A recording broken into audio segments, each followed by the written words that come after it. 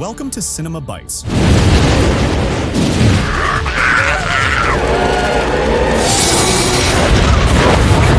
Your go-to for movie recaps in a flash. Big twists, epic moments, all in just minutes. The movie starts with a woman waking up from sleep or a coma, finding herself naked in a bathtub with the shower curtain drawn. She wakes up feeling pain in her shoulder. Then she gets up, puts on a robe, looks at her face in the mirror, and leaves the bathroom to find herself in a luxurious bedroom with a red dress on the bed. She doesn't understand anything. Then she leaves the room to find herself in a massive house. The furniture is brand new, as if untouched, and very luxurious. She sees a picture of herself with a man, wearing a wedding dress, exchanging vows. This is clearly not a high school party, and she deduces that the man in the photo is her husband. Then she notices a distinctive door among the others in the mansion. She enters and finds herself in a completely different place, feeling as if she's been transported. It's a white space with a long corridor, and she sees a horizontal laser beam coming toward her. She instinctively jumps over it, but it cuts off a piece of her dress. Immediately after, she encounters a grid of laser beams, leaving no space to jump or escape. She tries to exit through ventilation shafts, and a piece of her shoe gets cut by the laser. She exits the ventilation shafts to find herself in a strange place resembling a hospital. Next to her is a medical bed used for patient transport. She decides to use it to test for traps ahead, which turns out to be a good decision because as soon as she starts pushing it forward, a blade suddenly emerges and slices the bed in half. If she had gone ahead herself, she would have been cut in two, but the good fortune doesn't last. After overcoming all these obstacles, a small circular platform emerges from the ground and starts spinning, firing bullets in every direction. Then we see three men appear, all wearing isolation suits. One of them removes his helmet, revealing that he is the doctor responsible for the experiments. He instructs them to take a blood sample from her, clean up the area, and dispose of the body. They take her, and we see them in an abandoned old house. As the ground splits open, an elevator carrying the two men and the body emerges. They exit the house, circle around it, and dispose of the body. But we see that this body is one of hundreds, all dumped in the same place. The director then gives us an aerial view, revealing that the entire area is surrounded by walls, outside of which is not just one or two zombies, but an entire army waiting for an opportunity to break in. The setting transitions to a desert, entirely overrun by zombies. The narrator finally appears. He tells us that the virus began spreading in America. The Americans overestimated their ability to control the situation, claiming they had it under control when they clearly did not. The virus spread throughout the US and then to the rest of the world, becoming a catastrophe with no boundaries. Day turned to night and green spaces turned to deserts. Over time, people realized that staying in one place would lead to their capture and death. To survive, they had to keep moving, never settling in one spot. We then see our protagonist riding a motorcycle down the road. She hears a distress signal coming from a nearby location. Without hesitation, she heads there cautiously. The place is empty and dark. She finds a woman sitting with a child, asking for help. As she approaches, the woman raises a gun, and several other weapons are pointed at her from people around them. She resists, causing the child to fall, revealing it to be a doll. The woman laughs at her and lowers the distress signal, while the others around her say, "It works every time. We always manage to lure people with the distress signal and do whatever we want with them." One of them tries to harasses her, so she kicks him in the face and kills him with one blow. The others are shocked, and she fights back, but someone behind her hits her on the head with the butt of a gun, knocking her unconscious. She wakes up to find herself tied up again, this time thrown into a large pit. A woman tells her, "You'll see what happens to you for killing one of my boys," and orders someone to open a door. Then we see infected dogs, zombie dogs. The protagonist flips off the wall as one of the dogs falls onto a spike and dies. The woman above is stunned and orders the rest of the dogs to be released. The protagonist moves quickly, wrapping each dog in electrical wires and tying them to metal columns holding up the ceiling. The dog's movements cause the columns to collapse, bringing the ceiling down on everyone. The protagonist escapes, taking all the weapons and her belongings from her bag, as well as some of the group's supplies, and continues on her way. Later, we see a zombie casually eating a corpse in the middle of the desert road. A bus suddenly runs it over, and the passengers inside watch as it gets crushed. We then see a convoy of 6 cars traveling together, forming a survival group. One of the passengers finishes her cigarette and asks her companion for another. She also asks the other cars if anyone has cigarettes, but no one does. One remarks, "This really feels like the end of the world when 6 cars full of people have no cigarettes." We move to the abandoned house under the desert, and we find out that it's not abandoned at all, but rather just like a garage, and that there's a whole organization underground with more than 1,000 floors beneath the surface. We see the doctor sitting there, surrounded by what seem to be important political figures, and they ask him, "What's the latest news?" He replies, "We're currently trying to conduct experiments on these creatures. We're trying to make them a bit smarter. We've learned that they don't eat meat at all, but we still don't know why they attack us. For now, we're focusing on taming and training them. That's our primary goal." They respond, "What's the status of the project?" He tells them that things are not going as well as they'd hoped. As the main subject of the project escaped, the current specimens are just clones created through individual efforts, and and they're trying to improve and develop them to achieve the best result and replicate it. They reply, put all current research aside and focus on the taming project. To ensure everything is organized, we're assigning this man to oversee the work and act as a liaison between us and you. Later, we shift to our protagonist, who is observing a gas station from a distance with a rifle. She focuses on the surroundings, hit a zombie with her weapon, and pinning him against the bus. She then goes to check if there's anyone else around or to gather supplies for her motorcycle. The area appears quiet, so she cautiously enters. When she goes inside, she finds a closet, and upon opening it, she discovers the station attendant, who seems to have taken his own life out of despair. Beneath him, there's a discarded notebook. She quickly grabs it, dodging the many insects around, and starts flipping through it. Inside the notebook, she finds a lot of information, such as the existence of isolated areas free from infection, like Alaska. She keeps the notebook with her. Later, we see a squad moving together. One of them scouts a specific location, signaling to check if there's anyone inside. Initially hesitant, they eventually decide to enter after finding no signs of life. They arm themselves and move cautiously. They enter the dark valley, and one of them moves ahead, carefully opening a room. Suddenly, someone attacks him, and they struggle until he manages to kill the attacker. Exhausted, he sits on the bed, but another attacker appears and launches a fierce assault. Just as he resigns himself to his fate, his companion intervenes, killing the attacker and saving him. Grateful, he says, "I'll send you help," and his companion agrees. Later, he realizes he's been bitten under his shirt, but decides not to tell anyone. A woman with dark skin approaches him, and he asks her to treat him. The group spreads out to thoroughly inspect the area. Meanwhile, we see the doctor in a room with one of the creatures after conducting an experiment. Two other doctors work under his supervision. They place a phone in front of the creature, which it picks up and opens. They observe its actions to confirm it's not a coincidence. They then hand it a camera, which it examines before suddenly turning it on them, taking their picture. This indicates an increase in its intelligence, much to their relief. Next, they give it a cube with shapes that fit into specific slots. Suddenly, the creature attacks them. The doctor escapes, locking the other two inside with the creature. They bang on the door, begging to be let out, but the creature kills them instantly. We return to the squad, where someone distributes food from their supplies, joking to lighten the mood. Meanwhile, someone drives around the camp, setting up surveillance equipment with cameras and motion sensors to alert them of any approaching threats. Our protagonist continues flipping through the notebook until she falls asleep, only to be haunted by strange dreams. In her dream, she sees part of an image, recognizing it as the same person who was planting the cameras. She wakes up to find everything around her in disarray, with her motorcycle shattered into pieces. We then see the doctor again, speaking to the artificial intelligence in the facility. It alerts him to significant activity originating from a desert location, providing coordinates. The activity is linked to a new model. The protagonist starts walking through the desert toward the coordinates, recalling the last transmission she received from the squad on her radio. Despite her reluctance after being stung while trying to help someone, she has no other choice. The squad is shown sleeping when suddenly the motion sensors go off, waking them in alarm. A woman steps out of her room, only to retreat quickly. The group realizes they're surrounded by massive flocks of crows, which seem increasingly aggressive. They discover the crows have been feeding on infected human corpses, turning them into wild, feral creatures. The squad decides to leave, but the crows attack relentlessly, shattering the bus windows. In the chaos, the dark-skinned woman sacrifices herself to save the others, drawing the crows' attention away. As they try to escape, more members of the squad are either eaten or sacrifice themselves. They fire their weapons, but it's impossible to target anything amidst the frenzy. Suddenly, Alice notices something amidst the crows and rushes toward it. She uses her supernatural ability to create a shield, protecting one of the squad members from the crows. She enhances a fire-based weapon, igniting the crows in the sky. Everyone watches in disbelief at the turn of events. The artificial intelligence informs the doctor of another surge in activity, with a 45% likelihood that Alice is responsible, marking a significant development. A government official enters, warning the doctor that frequent surface expeditions pose a danger to everyone. He accuses the doctor of conducting unauthorized experiments on the clones, demanding results. The doctor dismisses him, but the official threatens to report everything to the president. The scene shifts to Alice, who collapses, only to be carried away by a man who turns out to be her husband. Inside, and when she wakes up, she finds the vice president welcoming her. They get to know each other, and she says, "Come on, let's bury the dead and figure out what to do." Then they go out, bury them, and she goes up with her husband. He asks her, "Why did you leave after the last woman?" She replies, "I can't stay close to any of you so I don't harm you. Besides, I infiltrated one of the organization's headquarters and disabled the surveillance devices, so I told my friend they might find me. But I'm very happy to be with you now, and that we're back together." She hugs him, and then we see the AI telling the doctor to confirm that the suspect is 62% likely. Then we see the squad leader talking to her, saying, "Sorry if people seem wary of you, but it's their right after what they've seen you do. So, stay strong." Then the doctor talks to the government official, saying they need to take a force and go, but the official says it's risky, and they need 100% confirmation first. He replies, "That's nonsense. 62% is a very high percentage." The official agrees, but warns him not to make decisions on his own. Then we return to the group discussing the notebook. The woman tells them not to give people false hope. They argue that people are already living without hope, so even false hope is better, as long as they follow through. Then someone mentions Alaska, saying there's nothing there, but they decide to consult the people. Everyone agrees to head to Alaska. At night, however, they reconsider because they don't have enough fuel for the journey. They decide to refuel in Vegas, which is closer, even though it's full of creatures. When someone suggests a better plan, they agree on Vegas. Later, the doctor uses his conversation with the politician to create a fake order for a secured mission to the S-model escapee. The group heads to Vegas, not knowing it's all for nothing. Upon arrival, they find the city buried in dust. Realizing this happened because no one was left alive to clear it, they hope to find fuel, but the dark-skinned guy says they won't. When asked why he's so pessimistic, he points out the buried gas station, recalling losing 2,000 pounds gambling near it in the past. After some regret, they decide to sweep the area. One climbs the Eiffel Tower to act as a sniper, while the rest spread out. Suddenly, a box emits sounds, and zombies emerge in droves. A battle ensues, and we discover the doctor and his assistants observing from a nearby rooftop. The doctor confirms the escapee model's presence and is thrilled with its evolution, planning to retrieve the body after it dies. At one point, he orders the satellite to stop functioning entirely, freezing it in place. Meanwhile, several group members die, including the sniper, who runs out of bullets and sacrifices himself to the zombies. The dark-skinned guy starts transforming but is thankfully killed by a teammate. Ellie resists the satellite's control using her powers, causing damage to it. The doctor's team reports issues with the satellite, and Ellie regains control, learning the zombies were sent by the doctor to test and stop her escape. She rushes to the rooftop before the satellite is reactivated. She kills several, but the doctor escapes to a helicopter, only to be bitten by a creature. He manages to fend it off and flies away. Her husband, also bitten, says they should track the helicopter. Later, we see the fight. The doctor in his lab taking numerous medications. The government official confronts him, threatening to expose his unauthorized actions. The doctor, now evolved and superhuman, kills the official and his men. Ellie, her husband, and two friends stand outside, determined to face the challenge. Her husband, knowing he can't be saved, sacrifices himself with explosives to clear the way. Lighting a cigarette, he detonates the explosives, taking many creatures with him. The group boards a helicopter, but Ellie stays behind, vowing to kill or be killed by the creatures. The helicopter heads toward Alaska, as vehicles wouldn't have made it due to fuel shortages. Ellie finds the destroyed area and encounters the AI, which identifies itself. She responds, "I know. I met your sister, Dima. She was a killer and wore her outfit, and you're going to kill me." She said, "I can't kill you." She asked her, "Who did this in the place?" She replied, "The doctor, when he came, was bitten and took treatment that was developed from your blood." She added, "There are many people killed here. I locked him in the floor below, but I can't keep him locked for long." She responded, "Is there a cure for this?" She said, "Yes, that's why I won't kill you, because your blood is in the cure. That's why they were looking for you. This place has all the tools that could help me create the cure, and you're here to help me too. So we can make the cure here and help the world. But the problem is I need to figure out how to work, and it's hard with that creature downstairs." She said, "Okay, guide me, and I'll handle it." Then she described the way, and she went to find a copy of herself in an air chamber. As she got closer, she felt something approaching her, and found the doctor coming. Then we see a fight between them that ends with the doctor breaking the water containing the copy. He starts attacking the real one. Then he runs upstairs, and she stays with the copy, finding it trembling with fear and terror. She looks at herself, confused. Then the copy dies, and Elise assumes she's dead and covers her. She goes upstairs to continue fighting the doctor, who turns out to be tougher and stronger than the creatures. He tries to strangle her with his tongue as it wraps around her neck, but she cuts it in the end. Eventually, he grabs her and slams her into the side laser room, breaking the wall, and she finds herself inside. Then she says to him, "I thought you were the future, but it turns out I am the future. We're both going to die here." Then the laser activates, heading toward him. Just as it starts to roast him, it stops. We learn that the copy of Elise didn't die. She stopped the laser device before it reached the real Elise. They unite, and then we move to Japan. We find all the people in the organization gathered, saying that unfortunately their branch in America was destroyed because of the doctor, and the monsters overran it. So they have to forget everything related to that branch. Luckily, there's a copy of everything here, and they can start anew, whether with the Elise Project or the Monster Promotion Project. But the real Elise infiltrates the meeting from the American branch and tells them, "There's no need to start over. I'm coming for you anyway, and I won't come alone." We learn that she's moving forward with an army of those who were used in the doctor's experiments. But this time, she'll use them to spread the cure worldwide after it's developed in the lab here, with the help of artificial intelligence. And that's how our movie ends. Subscribe and activate the notification bell to receive our videos immediately.